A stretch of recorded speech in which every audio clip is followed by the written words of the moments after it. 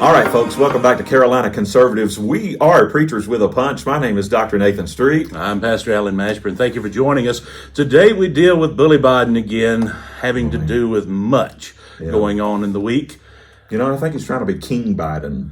He thinks he is. For a man who's been in Washington majority of his life, all of my life, he certainly thinks that he is king, all right. Well, you know, I kind of call him Mr. Magoo myself, you know, so, you know, I don't think he even knows what he's doing, where he is, where he's going, what he's looking at. But, you know, that's what we got right now is you know, and it's like King George III. King George III went crazy when at the end of his life, you know. We've already got King Biden the First, who has already gone crazy before he ever became president. That's right, and he's got the cackling hen. All we're waiting for is the golden egg.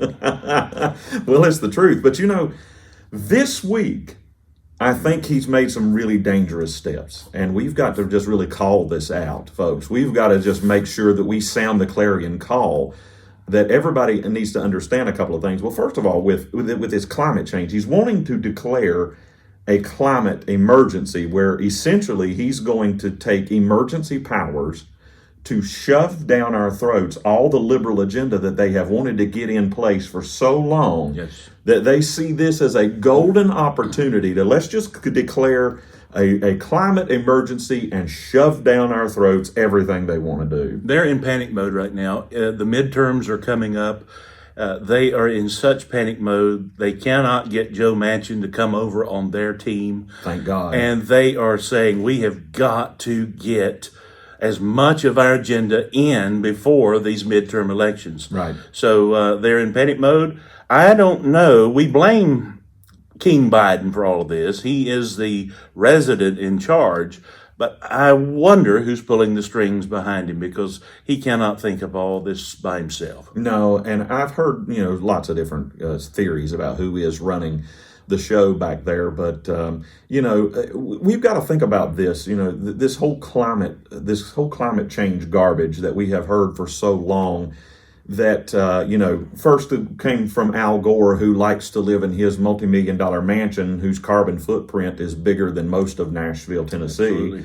And then fly around on his jet and leave a carbon footprint. I mean, even more hypocritical is John Kerry, that gets out there and claims that we are destroying the planet and that we're all going to be dead in, 10 years now, maybe 10 minutes now? I don't know, whatever it is. 40 years ago, they said we were going to be dead in 10 years, and here we are. Right. But I find it ironic, because we are preachers with a punch, I find it ironic that these godless people want to save the planet, but they're not concerned about saving anyone else. Right. It just goes to their agenda. Adam Shifty Schiff, put on his Twitter just the other day that the world is at a climatic point of having to deal with climate change. Time is of the essence. History will not respect us well if there's anyone left to write it. I mean, here is a godless individual who will die and burn in hell if they fail to accept Jesus Christ as their Savior. Right. But they cannot get this idea. But see beyond that, folks. Listen, it's not the climate. No. It is geared and engineered to keep you at home. That's right. And this is the reason why they always come at us with, we've got to do something. We've got to do it right now. If we don't do it right now, we're all going to perish. We're all going to die. Cats and dogs are going to live together. The sky is going to fall. It's going to be horrible. It's going to be hell on earth. Well, folks, all that is just scare tactic and trying to create chaos. And if we are living in chaos, then they're in control. But my question comes to this: we've been in church all of our lives. We know what the Bible says. This whole idea of climate change, we know what the end times are going to be like. Can you speak to that a moment, Pastor? I can tell you one thing, their climate is going to change. Yeah, big time. Because hell's climate is hot. It is real. It is dark. Mm-hmm. The Bible teaches that before Jesus returns, the world will be in a chaotic sense. Now, what we're seeing today, we have to understand, it looks like is everything in disarray. It looks like everything is completely unplugged, if you will. Yep. But God is in total control. He is working even when we do not think no one's working. Right. He is lining things up. And it is my understanding of Bible prophecy that the world has to be in total chaos before Jesus comes to snatch away, catch away, is what the Greek uses in 1 Thessalonians chapter 4, catch away his bride. So my friend, we're closer today than we've ever been. As far as climate change is concerned, this is just something, it's smoke and mirrors. Right. They're wanting to bring everything under control. In fact, there was a CNN producer, it's on the Twitter feeds, it's trending right now, that said COVID didn't work because Americans have become accustomed to this and they are just going on living their lives. So we have to come up with something else to continually throw at them. And what he brought up was climate change. Mm-hmm. Biden just this week said climate change is a national emergency. Klobuchar, other senators have said climate change is a national emergency. The Department of Defense has said that climate change is our most prevalent threat. Really? It's unbelievable. Next to Russia, next to China, where is inflation. He at? Yeah, inflation. Goodness. And by the way, they caused that. Yeah. But Biden is wanting to take all of these. I looked it up. There's 136 statutory powers that he can claim if he declares war on climate change. See, what is this declaration of emergency, of a national emergency? What he would get to do is he would get to really deputize FEMA, which FEMA is designed in case of an emergency, a real emergency. FEMA is designed to be the de facto government. It would suspend government and FEMA could then take over. Maybe it wouldn't start that way, folks, but when you give these kind of megalomaniacs that kind of power, they are going to take it to the nth degree as much as they can. And so when Biden came out this week and he said, well, Congress didn't act and we don't have time to wait for Congress to act. I'm sorry, but Mr. President, you don't have the authority to go over Congress. Congress has been elected as a co-equal branch to you. If Congress doesn't act, it just doesn't go. Right. So you need to back off, pal, because that's not within your authority. And I'm going to tell you something else. If you keep on with this garbage, you're going to start a revolution. People are already on the edge and they're ready to run for it. And you're going to start a revolution and you're going to reap the whirlwind like you ain't never liked before.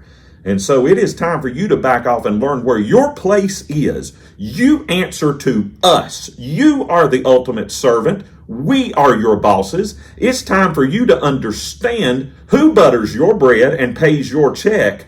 And you may think that it's Russia paying your check, or you may think that it's Ukraine or China giving you money under the table. We know where all that's going, pal. But it's really us that determines whether you get to stay in that house or not. That's our house, and we're about time to tell you to evict. It's time to get rid of you, pal, because we don't want you around anymore. In fact, you've already aged out. Why don't you go ahead and retire? Retire. Enjoy the rest of your life. But here's what I want to point out.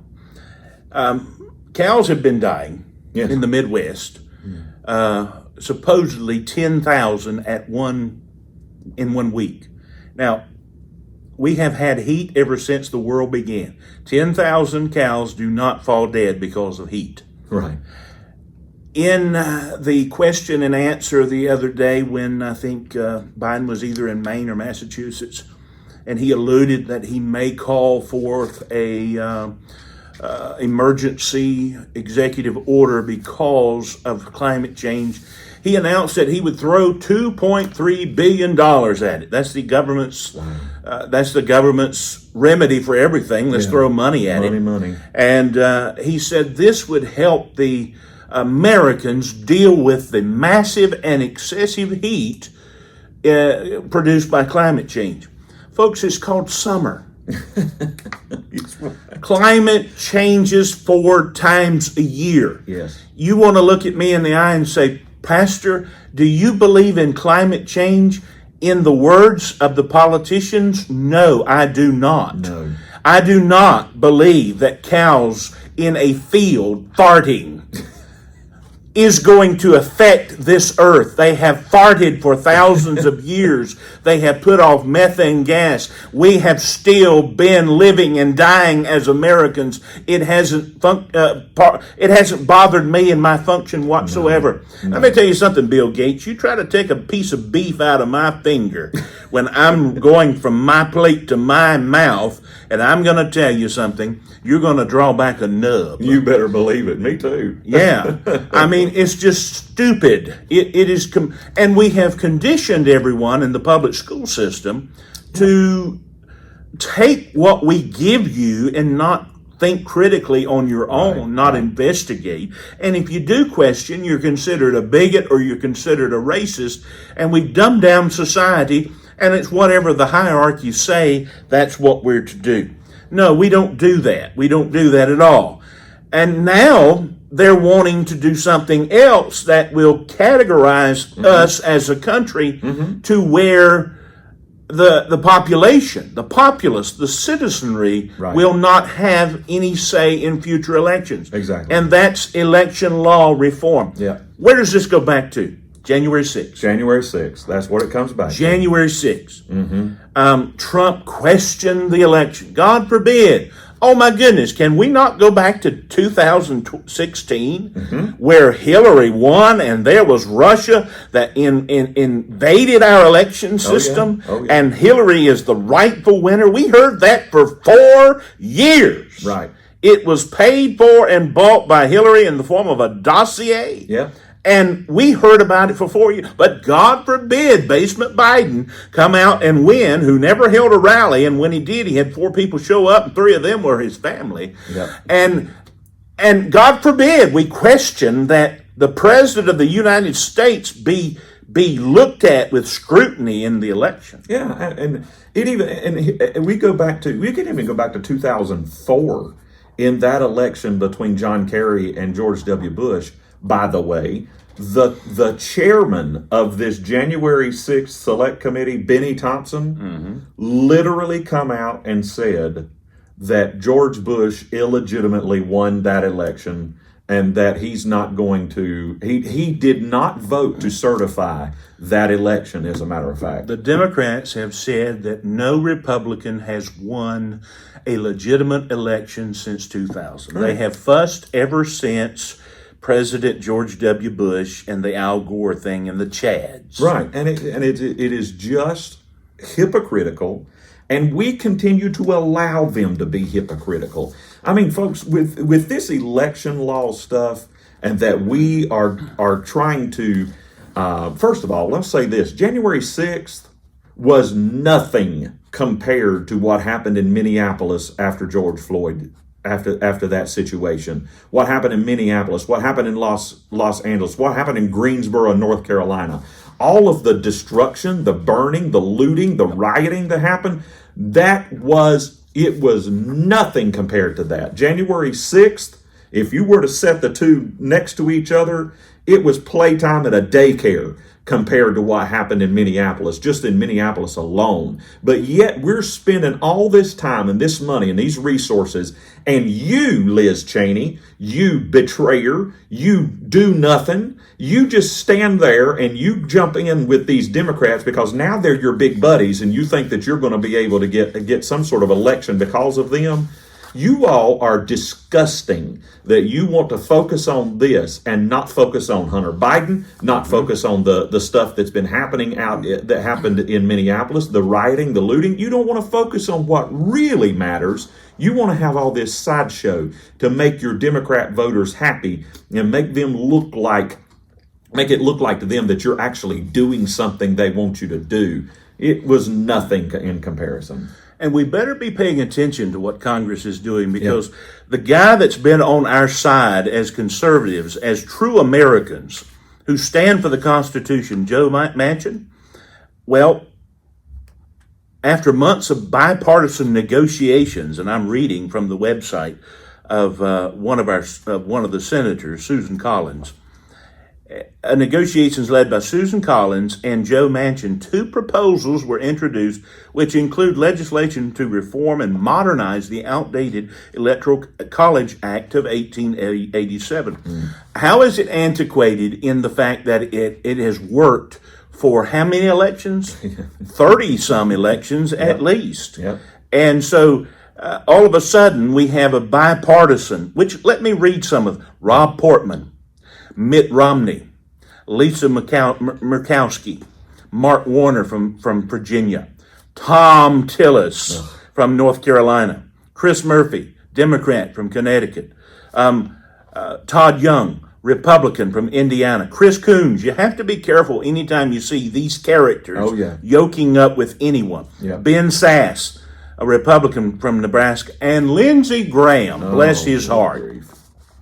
All of these have teamed up. Now, the reason why you've got to notice and you've got to pay attention is because no one ever reads the bills. Right, that's right. No one ever reads. They put out bullet points. In fact, be it known to them, unknown to us rather, they will attach an earmark in here that's probably going to build a bridge over someone's house that they don't want to bypass coming along in their state. They always hide something in the bill, and they present it and then call a vote within 30 minutes or an hour. Right. So when these things happen, you have to wonder. Now, what prompted this? Not only January 6th, but the outbreak, the invasion of the Capitol, which if you'll go back, I would say Google it, but it's probably been scrubbed from the internet. This is not the first time that groups have stormed the Capitol. Right. But it's the first time that Trump supporters have stormed the Capitol. That's that is the operative word. That's the difference. Yeah. So where I'm going with this is the vice president's job and role, according to the Constitution, which simply says that he is to open up the electoral votes for them to be counted. Now, they're wanting to introduce this legislation to limit his role as the vice president. Now, according to Mike Pence, he had nothing to do. There was nothing constitutionally he could do to suspend or send back votes that were considered or suspect to be unlawful. Right. Or have alternate electors. But there must be something there. There must be. If they're wanting to limit the powers of the vice president. You don't fix a non-issue. If there's an issue, that's what you fix. Exactly. So what is this? If they're wanting to fix something that isn't really there, that he doesn't have the power for, then, something is fishy going on here. There must be something there, like you said. Exactly. And it comes down to this, too, folks. We've got these senators who are trying to do this, trying to fix some sort of issue that isn't even a federal issue. No. This is a state issue. We, the United States of America, are the ones who send our electors. We are the ones who elect. It is a federalist system and not this. This is where you get too much power with this crew coming on board and trying to work something that they have no power and no authority over. And it's going to end up like that election law that they tried to pass before, where the Democrats were going to take over all of elections and federalize all elections. This is the half step toward that. Okay. And Tom Tillis, you do nothing, good for nothing. Man, I cannot wait until we can elect your hind end out if we can get somebody worth a hoot to run against you in the Republican Party, you're a goner, pal. You jump on board with this stuff and trying to take and usurp the authority that we have and trying to federalize these elections. No, we see what you're trying to do. You can't pull this over on us. Every name that we read on here that have an R behind their name should go ahead and spell out R-I-N-O because they're rhinos and they need to be replaced. Let me just highlight some things. In the bill, in the second bill, which is named the Enhanced Election Security and Protection Act, co-sponsored by all of these names, Senator Tillis, it has Postal Service Election Improvement Act, aims to improve the handling of election mail, talking about mail-in ballots, enhanced penalties to protect our Elections Act. What does this do? It federalizes the election. It takes it out of the state's hands so that there cannot be a time like happened in Arizona that everyone in Washington hated, that Arizona looked and they actually did a forensic audit of their mail-in ballots, of all their ballots. They cannot stand anything being looked at too closely. Not only that, we're not done, folks. The role of the vice president. It states that the constitutional role of the vice president as the presiding officer of the joint meeting of Congress is solely ministerial. So that he or she does not have the power to solely determine, accept, reject any of the electors. Why fix that if that's the way it was before? It's worked. It's worked since George Washington, since John Adams, since Thomas Jefferson. By the way, Thomas Jefferson he was the vice president over one session, and he did count the votes, and he did win. But a lot of that I've looked up. It's been scrubbed from the internet because they don't want you to see that as well. So I'm just throwing that out there. They're wanting to fix some things that are problems because the law is so antiquated. No, the law was actually well thought out. The problem is you have people who want to break the law. That's exactly right. Why are we even dealing with election by mail? We shouldn't have elections by mail, period.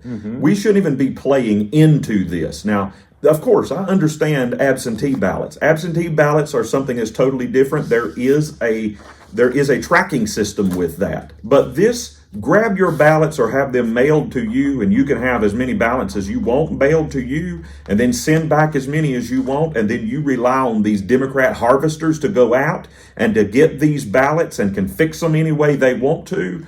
Folks, this is rife for problems, and we should not stand by and allow it to happen. But yet, our illustrious Senator Tom Tillis thinks it's a wonderful idea to be able to vote by mail however you want to vote, as many times as you want to vote, but we just need to make sure that there is a process involved in that.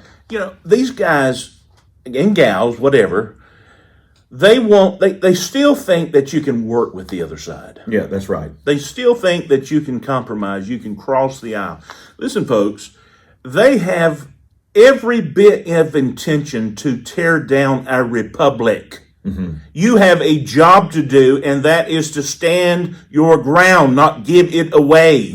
Right now, North Carolina has two of the worst senators we have ever had, and they are of our own party. And I'm sad to say that. They have given away the store on the 2A. They have given away the store on co-sponsoring this. And by the way, Burr is not a co-sponsor on this, but I guarantee you he'll vote for it. He'll vote for it. Yeah, absolutely. He'll vote for it. And you're exactly right. They still think that they can work together and they can find compromise. Here's what it comes down to, folks.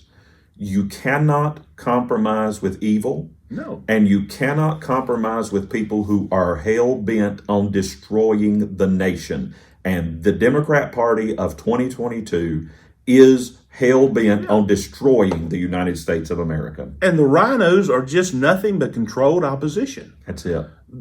They're courted, they're bought meals, they're given precious flights to other countries, and they come home and they vote the way and say, well, I just got a letter from Richard Burr that I sent an email over a month ago to about the Second Amendment, the gun control that Biden signed into law, King Biden, and Burr voted for. I just got an email on that from his response to my email just this past week. And that's just where he is. I mean, if you're ready to retire, go ahead and retire. Right. They don't care.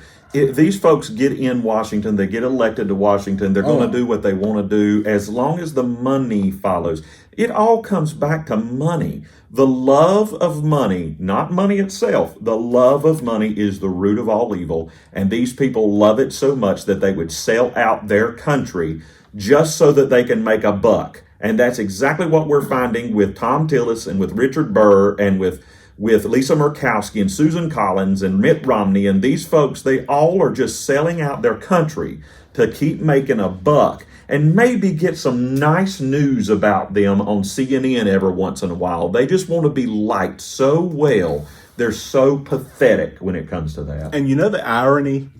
They sell out their soul for money, and then they got Biden in the White House who is tanking the dollar. Exactly. Who's also selling out the country for money. Exactly. So they sell it out for a higher price because the dollar is worth less. Right. But I'll tell you something else that's a money-making industry in this country, abortion. Abortion is, absolutely. It is one of the largest money-making. And thankfully, we've seen abortion get outlawed as far as nationwide. But don't think that's going to stop Democrats. This is the difference between Republicans and Democrats, I think, is Democrats are very good at playing a long game. They're willing to lose battles as long as they can keep fighting the war. And eventually they think they can win the war. And so this was a battle they lost, and they're screaming about it. Yeah. They hate it, but it's all a part of the calculus so that they can keep fighting the war and get the House to vote to make abortion legal across the country again. Yeah, and in response to the Supreme Court, that's exactly what they're wanting to do. They're wanting to codify the very act of abortion into law. Right. And so that will make it another issue. They cannot take no for an answer. Listen, we're not backing down. We're still going on. But I urge our legislatures of the General Assembly of North Carolina, I urge you to go ahead and start working on that bill. I hope you have. Yes. The representatives that I talk to, they have all good intentions to go ahead and do that. Here's what we need. We need in November, we need a supermajority in the House and the Senate. In 2024, we need a Governor Mark Robinson. That's what we need. Yes. So that will set the stage for what we need to protect babies in this state. But Attorney General Stein. Oh, he refuses to. He's not going to support the making sure that there's a ban at 20 weeks on abortion. I mean, he's not going to support that. And folks, here's the thing that you really need to be thinking about. If there are some of you who are watching or listening that think, it's up to the states to decide whether that they legalize abortion or not. It's up to each state to decide it, which is essentially what a lot of Republicans have said. That, well, thankfully that the Supreme Court overturned that ruling because it really is a state's issue. No, it is not. As a matter of fact, I am for a national ban on abortion because you may be against it. If you're listening to me and you're thinking, oh, this is a state's issue, how would you like to live in a state that later on decides, well, if we can kill a baby, we sure can kill an old person because they're a drag on our economy? Or maybe we can kill some of those who are getting government support because maybe they have some cognitive disabilities or maybe they're physically disabled. Hello, this is what the Nazi Party did in Nazi Germany. You were not allowed to live if you had some of these issues. Mm-hmm. Folks, don't think that that's too far out of the realm of possibility because 25, 30, 40, 50 years ago, we thought that killing babies was out of the realm of possibility. Absolutely. And so far as that they even want to make this perinatal thing where you can kill a baby weeks after it's born. I mean, folks, that's what was already debated in Maryland and their state legislature. Don't think that you being, well, I'm not a baby, I'm 60, 70 years old. Well, you're a drag on our economy. You got to go. Yep. I mean, that's where we're going. And there's countries in the world already that allow assisted suicides, and it's encouraged. So go beyond that, and you have euthanasia. Right. And so there's a fine line there, and if no one has no value on human life, there's no boundary. And so there is no moral compass anymore. You have to remember that. We're dealing with evil. Exactly. We're dealing with pure evil. Demonic forces. Evil. Yes. We have professors telling everyone in upper education, higher education, to normalize abortion. It's just a part of life, and we should be doing that. It's just completely garbage. Yeah, it is. And of course, the professors are going to do that because professors want to see the degradation. A lot of professors want to see the degradation of society continue. Don't be confused by this, folks. It's just not just abortion, even though that's the big one. But it is that we have an infiltration, a real insurrection that has happened in our institutes of higher education, where we have nothing but America-hating liberals, leftists, radicalized in our universities and in our schools now, who are looking to radicalize the next generation of thought leaders in this country and destroy this country from the foundations. Absolutely. And then if you don't get to in sync and start marching to the beat of their drum, then you're called a racist or a bigot. I am banned from Facebook. Yeah, well, because he's a criminal. I am banned. I am in Facebook jail. And do you know why I'm in Facebook jail? Because of that transgender health individual. What's their name? I can't remember her name either, but she is his name. He. That's right. I shouldn't call him a shim. It's a shim. It. I was banned because Rachel I put Levine. Rachel Levine, Levine. Anyway, I was Divine. Yeah, I was banned because I put that picture up, and I said, no matter if you put lipstick on a pig, Literally. it's still a pig. Literally. And let me tell you something, that hasn't changed. And that got me in Facebook jail. Yeah. So, there. Well, maybe let's give them the benefit of the doubt. Let's give Facebook the benefit of the doubt, Pastor. Maybe. No. Maybe it was because you actually put a picture of the pig. That's why they were like, ooh, we can't see that anymore. Yeah. Because let me tell you, a man dressed up in a wig and a dress with lipstick on ain't a pretty sight. Ugly. Yeah, Bruce Lee's brother, Ugly. That's what it is right there. And I'm telling you, this Rachel Levine, or whatever his original name was, if I knew it, I would call him that, is in charge of all of these health and mental health related issues when he himself is mentally ill. I mean, imagine we've literally put the inmates in charge of the asylum in this country. Go figure. We put the mental health patient, and if you're out there and you're on the other side, wherever you are, and you're saying, these guys are making fun? Yes, we are. Because it's lunacy. It is. It's idiocy. Yes. And no, I don't want to hurt anyone who has a legitimate mental issue problem if they're trying to seek treatment. But don't expect me to buy into your delusion. No. Sometime or another, we've got to stop this garbage, this infiltration of pronouns, and we've got to get back to reality. We cannot live in a land of fiction. It's crazy. And we not only are the inmates in charge of the asylum, we also have the nursing home inmates in charge of the asylum with President Biden. So, it's just par for the course now that the whole nursing home and we've become the insane asylum and the nursing home all in one. I message and I approve this, Biden. Also, a headline was put out on a online news source that I greatly respect that says NC agrees to allow sex, in quotes, on birth certificates to be changed. That's a little misleading. North Carolinians are not wanting that. But the courts have decided that if anyone wants to change their birth certificate, their gender, they can. Well, as many times as they can. Well, that's when you're trying to differentiate between sex and gender. That's what they're trying to do. That gender is just this mental construct when it really isn't. It is the same as sex.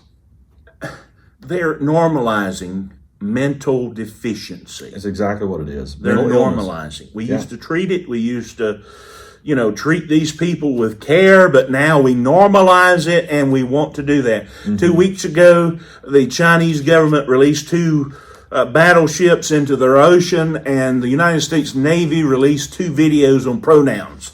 We're raising nothing but sissies. Right. And that also goes to with same-sex marriage. I mean, we've got men wanting to marry men, women wanting to marry women, goats wanting to marry women, women wanting to marry goats and dogs and whatever. Anything goes anymore. But now we've got the United States Congress that's even looking to codify this, to make marriage. Now, interracial marriage, I personally have no issue with it. I can't refute it from Bible perspective.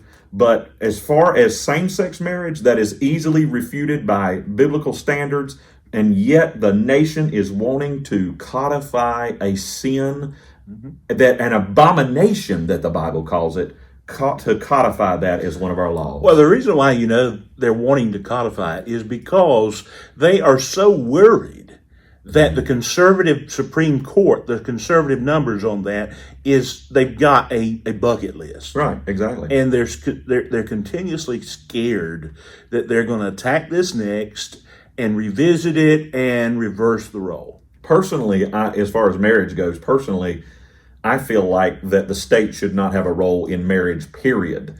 That it is the church's responsibility, because a marriage is a covenant between a man, a woman, and God. And so the state shouldn't really have a voice in that at all. This is my personal opinion. Well, God created it. It's exactly right. It is a biblical standard, marriage is. And so it should be managed by the church. And the whole point, the whole reason, I'll say, that the homosexual movement wanted to make it legalized is because they wanted to do it in defiance of God, because God created it. It was totally a rebellion against Him. Absolutely. And so that's what we're seeing. Now, we've got to bring this to a close. We've had fun with the hot pot. These are just the issues that are trending right now in our news right now. Wake up, people. Much is going on. We are literally living in 2 Timothy chapter 3, verses 1 through 7, Romans chapter 1, verses 18 through 32. That's where we're at. Yeah. So we have to take note. We have to be ready. We have to know that this is the time in which Jesus is preparing to come. I hope you're ready. Absolutely. And folks, we're ready. And we hope that you will join with us and help us get this word out. We want to see lives changed. We want to fight back against the enemy. We're ready to go straight into the enemy's camp and take back what the devil has stolen from us. But we need you to join with us and partner with us to help us to make it. So join with us. Sponsor this podcast. We need your help. And we are thankful to Carolina Conservatives Network, and we are preachers with a punch, and we'll keep punching. My name is Dr. Nathan Street. I'm Pastor Alan Mashburn. We look forward to next time. God bless you.